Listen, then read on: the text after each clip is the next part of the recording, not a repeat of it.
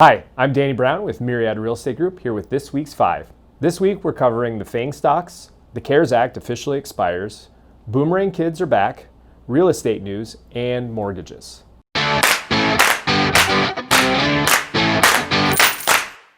Number 1. FANG stocks crush earnings and defend themselves in front of Congress. Facebook, Amazon, Apple, and Google, better known as FANG, all sat in front of Congress last week defending themselves on why they aren't monopolies and why they shouldn't be regulated or broken up. While the debate rages on, all four reported much better than expected earnings, actually crushing their earnings, causing their stock values to increase substantially. These four stocks currently make up over 25% of the S&P 500, meaning that when they do well, the S&P 500 does well. Many people question on how the stock market can be hitting record highs while the economy has taken such a severe beating. Most of that can be answered by looking at these four tech behemoths. Just to give you context of their sheer size, if Amazon spun off their Amazon Web Services portion of their company into its own company, and Google did the same with YouTube, they would make up four of the largest companies in the US just by themselves. Congress is investigating on whether it's right for these companies to command as much power and market share as they do, and do they stifle innovation. Congress is working to find out, and it will be interesting to see if they elect to break up big tech. For now, though, they continue to be a great place to invest your money. Number 2, the CARES Act officially expired. Well, July 31st came and went, and Congress, as expected, did nothing to extend any of the provisions of the CARES Act. The CARES Act was actually put into place several months ago in regards to the coronavirus pandemic. It passed with bipartisan support, but it seems as if the new deal is nowhere close to being put in place. One of the more favorable terms of the CARES Act was the additional $600 per week that unemployed individuals were receiving that were laid off because of the virus. House and Senate Democrats want the $600 to continue, while House and Senate Republicans want it to be reduced to $200 per week.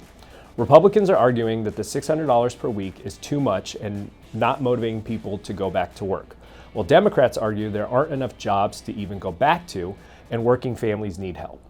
With the unemployment numbers still close to 12% of all Americans, this is a huge deal, and the outcome of this ongoing debate will affect millions of people and the economy as a whole. Number 3, Boomerang kids are back. Due to the pandemic, it has been reported that during the months of March, April, and May, an estimated 3 million people have moved back in with their parents or grandparents. Much of this recent increase is mainly due to many universities across the country remaining closed or shifting to online classes, as well as the rise in unemployment across the country. This trend is not a recent phenomenon, though, and has been a growing one since the Great Recession, where it actually became the norm. There are many reasons that people move back in with family, not just economic ones. People are marrying and starting a family much later in life, and people are staying in school a lot longer than previous generations.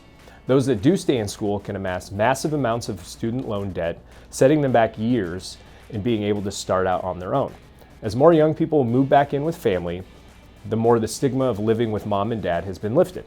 This cohabitating or co-generational living has even affecting how builders build new homes. We are seeing more and more homes being built with this in mind, allowing for multi-generational living.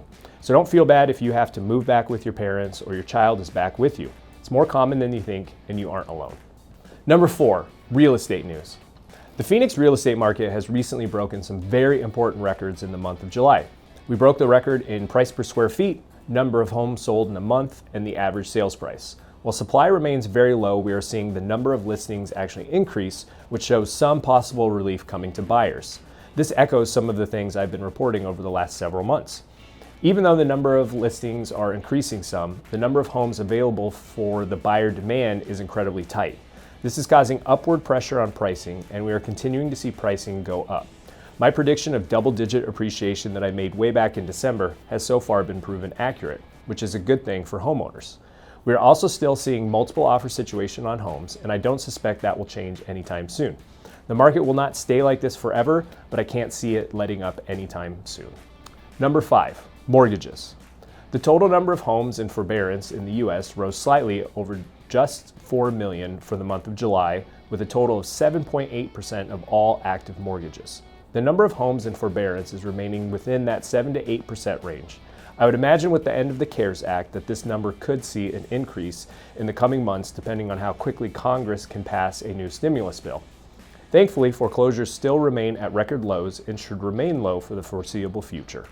Currently, a 30-year fixed mortgage is right around 3%, while a 15-year fixed rate is at 2.75%.